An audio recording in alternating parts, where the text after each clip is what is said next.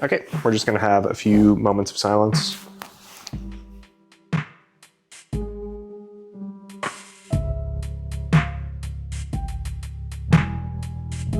Hello and welcome to Punygate, a recap interview series for our podcast, The Stars Aren't All Right. I am your host, the guy they found eating the garbage out back, and my guest today is Brian. He is the creator of the show and bringer togetherer of the people who also make the show. Without his efforts, the show would not exist, and I would not be here recording a recap interview show about the show. You're welcome. Or exist at all. He is my papa. I am your papa. Now papa. Yes, son. Season 2 is something that has been your brainchild for a long time, but much like people neglect their children and start other families, you have a lot on your plate. When you were planning out the intricate web of Season 2, were you fairly happy with how things kind of knit themselves together after Episode 1? Or did you find yourself asking the question, man, I really should have started a second podcast with a totally different group of people about their own internet hijinks? Great question. Great question. I definitely felt that Season 2 could go on the back burner in favor of prioritizing a second podcast family, just because that's where I was at that time, kind of emotionally. Mm-hmm. But that being said, I do feel like things came together quite nicely at the end of the Episode 1 of Season 2. We had that like big action sequence. Mm-hmm. We got to see the Mask finally kind of come into their own a little bit and murder somebody. Mm-hmm. And it was great. Yeah. I had a really good time.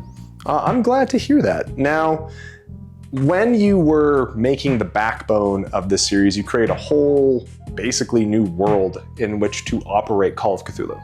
Sci-fi, horror. Great combination. When you took inspiration for this show, what well of cliches, knowledge, and other literary works did you pull from the most for inspiration? Yeah, DM to DM. Lots of plagiarism, for sure. I think probably the two biggest influences were the Expanse series, both the novels and the books, and the Alien franchise. Ooh. I think those were probably two of my biggest influences as far as like the tone of the world and that like hard sci-fi meets cosmic horror kind of thing. And then I think coming in a close third would be kind of like the cyberpunk genre as a whole. So like Altered Carbon, the TV show, or like Cyberpunk 2077, which is where all the cybernetic enhancements take place. I just kind of like cherry picked from those worlds the things that I thought were the coolest. Nice. And when it came to actually playing characters in the world, do you enjoy playing characters that actively help the poor, struggling, mentally deficient cast members through the incredibly complex tale and world you've created, or playing those characters that really punish them, the cast that is, for their own hubris and, in general, stupidity? It depends on the day. I wouldn't even say it depends on the day. It depends on what you knuckleheads did in the episode. Because there are some episodes where I'm like, maybe it's time for the Paladin to show up and shoot at you. And maybe that's deserved. But I think actually, at the end of the day, I do enjoy both. I think because it's fun to, put NPCs in front of you guys that can kind of, I understand that like some of the plots I can come up with are quite obtuse sometimes. So it's nice to be able to put NPCs there who can just be like, okay, this is actually what's happening. And then it's also fun because then I can get another NPC to shoot them in the head. And then I don't have to do that anymore. That's true. People are highly attached.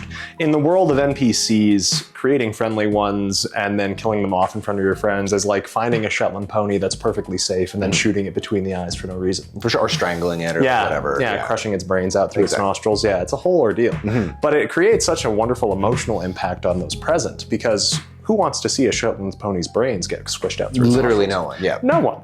But amongst the storytelling, you've created a whole universe of advertisements. And they are something that not only kind of centers the cast before you film, but also kind of energizes the room and brings in people in a way that maybe you were expecting or weren't expecting. What would you say is more entertaining for you off the hop? Creating an advertisement for a fictional company in the game to give your friends some laughs, or forcing those cast members to buy items from that fictional company and or make merch for a baby piercing ludicrous t-shirt company in real life? I like the ads. I like making the ads. And I like making the ads actually because a lot of them you guys come up with. Specifically, Alex a lot of times will endow our world with ridiculous notions, and I like making advertisements for that. So it's kind of fun to be when you guys just like slow pitch me something ridiculous, and then I can be like, okay, I can be more ridiculous with this. That's fine. Yeah. So, well, that's wonderful. And I guess lastly, I'd like to ask you, when you're eventually famous from the 17 people who watch this show, what are you going to tell to Matt Mercer when you completely upstage him?